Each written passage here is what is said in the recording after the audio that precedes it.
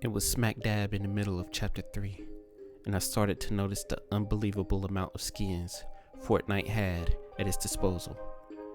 While playing with a few friends, I jokingly said Epic should make a fighting game with all these skins they just got sitting around. I didn't think much about it after that, but little did I know, the seed caught up to me.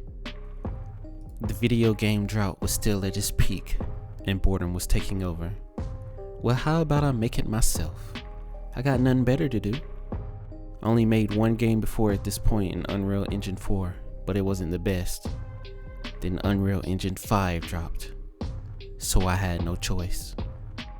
I grabbed 2 Fortnite character models off Sketchfab and got to work in Blender.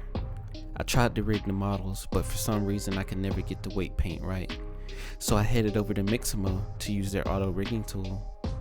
Now in the first game I made, I was moving every bone to make the animations, which is a lot of work. So I got to thinking, is there an easier way?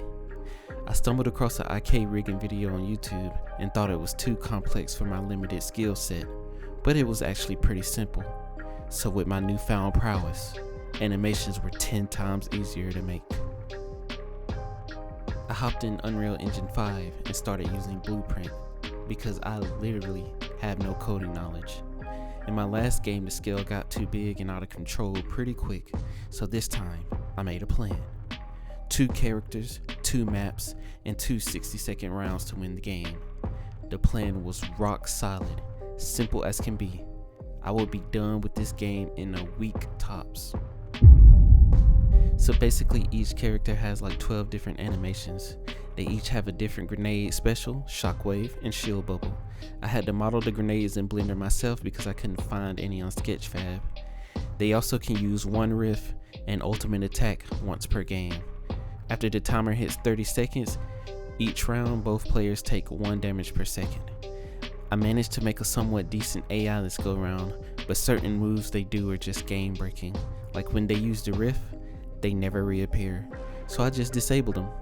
I made some terrible walk animations with my limited knowledge, but because they move so fast, they just glide across the floor while the animation loops.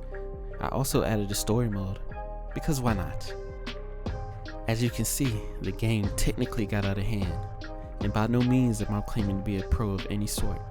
So after I finished making the story mode, I called the game complete, and if you want to see the full gameplay demo, I will leave a link to it in the video end screen and in the description.